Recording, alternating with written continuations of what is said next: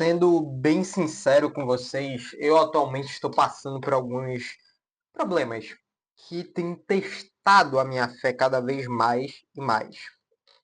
E em meio a esses problemas, em uma pregação do pastor na minha igreja, esse último domingo que a gente teve, dia 7 de junho, ele comentou brevemente sobre o Salmos 2, um dos salmos mais messiânicos da Antiga Aliança, um dos salmos onde toda a divisão mostra perspectivas diferentes e apontando para Cristo. E em meio aos problemas que eu estou passando, me veio a frase tirada desses salmos que ele pediu até para a gente ler em casa, que é: o rei que as nações não podem derrubar. Há reis no mundo que se isolam em seu poder, que por arrogância endurecem seu coração, como o faraó lá no Egito, outros reis também que endureceram seu coração. Vivemos uma época fascinada por rebeliões. E até mesmo rebeliões contra essas autoridades que muitas vezes são injustas. Filmes, séries, jogos frequentemente apresentam heróis ou pessoas se rebelando contra reis, governos ou sistemas estabelecidos. Muitas vezes alguns sistemas injustos, como a gente pode até bem lembrar de V de Vingança. Porém, em produções como Star Wars, por exemplo, vemos impérios sendo desafiados por rebeldes. Em muitas histórias modernas, a narrativa favorita é a narrativa que fica em nossa mente até para combater injustiças sociais que vivemos no mundo real. É o homem comum que derruba o rei. É o Robin Hood que rouba dos ricos exploradores para dar para os pobres necessitados. Porém, os Salmos 2 apresentam uma realidade diferente. Aqui não encontramos homens derrubando um rei, encontramos homens tentando derrubar o rei que o próprio Deus estabeleceu. E um rei que é perfeito, um rei bom, bondoso, misericordioso, gracioso para com os seus e que não pode ser derrubado. O Salmo descreve nações inteiras conspirando contra Deus e contra o ungido de Deus. Reis, governantes e povos em forças e em rebelião. Mas como já vimos, o ungido de Deus não fica em Davi, o rei, não fica nos reis de Israel, mas vai além, porque o ungido de Deus é o Messias. O resultado da rebelião não é a queda do rei. O resultado é a demonstração da soberania absoluta de Deus. Salmos 2 é o Salmos mais claramente messiânico de todos. Ele aponta diretamente para Cristo e para o seu reinado universal. O reinado onde o seu nome está acima de todo o nome. A estrutura dos Salmos 2 são divididos em 4 partes, de 3 em 3 versículos até o verso 12. A primeira parte é a rebelião das nações, que vai do verso 1 até o verso 3. O salmista falando aqui. O salmista descreve os povos, reis e governantes conspirando contra Deus e o seu ungido. Eles dizem: rompamos os seus laços e sacudamos de nós as suas algemas. O coração humano não deseja apenas pecar. O coração humano é voltado para governar a si mesmo, ser sua própria autoridade. A segunda parte, nós temos Deus falando a resposta divina a isso que as autoridades mundanas estão fazendo. Do verso 4 ao verso 6, Deus não entra em pânico, porque Deus é soberano. O Senhor ri da rebelião humana e declara: eu, porém, constituí o meu rei sobre o meu santo monte, Sião. Aqui no verso 6, o reino de Cristo não depende da aprovação de homens. É um estatuto estabelecido por Deus. Do verso 7 ao verso 9, que é o texto que vamos nos aprofundar aqui hoje, é o decreto do Messias. A fala do Messias. E é ele quem fala aqui. E a quarta parte, ou a voz do Espírito Santo, é o convite final. Não uma rebelião não, mas não autoridade divina para a perdição completa. Mas a gente vê o Espírito Santo fazendo um chamado ao arrependimento, do verso 10 até o verso 12. Os reis são chamados ao arrependimento.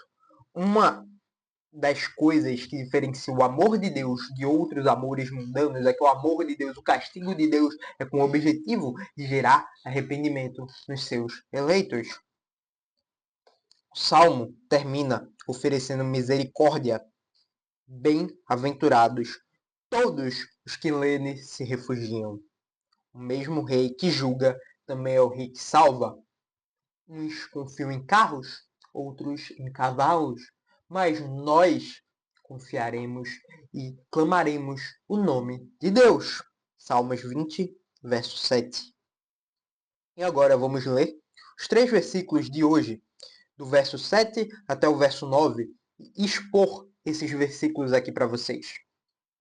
Então peço que abram sua Bíblia, no Salmo 2, vamos ler do verso 7 até o verso 9. O rei diz: proclamarei o decreto do Senhor. Ele me disse: você é meu filho. Hoje eu gerei você. Peça e eu lhe darei as nações por herança e as extremidades da terra por sua possessão. Com uma vara de ferro você as quebrará e as despedaçará como um vaso de oleiro. Aqui no verso 7, expondo versículo por versículo, a expressão proclamar o decreto refere-se a uma declaração oficial e irrevogável do próprio Deus. Dentro da Bíblia, vemos declarações de Deus que não são declarações efetivas, mas declarações que podem acontecer se o ser humano endurecer o seu coração. Vemos a soberania de Deus e a responsabilidade de Deus andando lado a lado, mas nada fugindo do controle de Deus. Um paradoxo imenso que não temos como explicar, mas é bíblico. Vemos a história de Nínive, que Deus viu o arrependimento deles e não os destruiu, mas futuramente os ninivitas se voltaram contra Deus, e assim a promessa de Deus foi cumprida. E aqui vemos: proclamarei o decreto do Senhor. Isso é uma promessa efetiva que vai acontecer de Deus. O Messias não está reivindicando autoridade para si mesmo. O Messias basicamente está anunciando a autoridade recebida do próprio Pai. O significado de tu és o meu filho, que vemos lá com o batismo de Cristo por João Batista, é a frase que mostra, que ensina que Jesus não foi criado, por Deus, é um Deus menor criado por ele. A fé cristã histórica afirma, e o texto, abrindo muitas aspas, pode-se tirar dessa lição aqui também, que o Filho é eternamente gerado pelo Pai. O Novo Testamento usa esse versículo para demonstrar a singularidade da filiação de Cristo e que o Filho é eternamente gerado pelo Pai, assim criando a doutrina da Trindade em uma escala menor, com menos revelação aqui na Antiga Aliança, onde o Pai gera o Filho eternamente. E o Espírito Santo procede do Pai e do Filho. São pessoas diferentes, mas são o mesmo Deus. Em Hebreus 1, verso 5, lemos: pois a qual dos anjos disse jamais: tu és meu filho, eu hoje te gerei. O autor mostra que Cristo está infinitamente acima dos anjos. Em Atos 13:33, Paulo relaciona esse texto dos Salmos à ressurreição de Cristo, quando a sua identidade messiânica é publicamente reivindicada diante do mundo. O ponto principal do versículo é claro: Jesus não é apenas um rei, ele é o filho do rei, ele é o ungido, não é apenas um representante de Deus, ele compartilha a natureza divina do próprio Deus, vindo fazer João falar em João 1. No princípio, o verbo era Deus, estava com Deus. Por meio dele, todas as coisas foram criadas. No verso 8, peça e eu lhe darei as nações por herança. e as extremidades da terra por sua possessão. O Filho recebe as nações como herança da procedência do Pai. Aqui encontramos uma das declarações mais missionárias antes de tudo que vemos em Atos e Atos missionários, antes da grande comissão de Jesus. A declaração mais missionária, uma das mais importantes do Antigo Testamento. Observe a extensão da promessa, que foi pervertida com o tempo. Não era apenas para Israel, não apenas para Jerusalém, não apenas para o Oriente Médio. Eram para as nações, para toda a terra, todos os povos, independente da sua etnia, todos os idiomas, todas as línguas, coisa que em Atos 2 vemos esse paralelo voltando contra o que aconteceu na Torre de Babel. Todos os continentes, vindo chegar a nós nas Américas, uma terra desconhecida. O Pai promete entregar ao Filho um reino universal.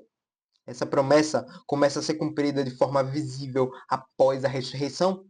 Mateus 28, 18.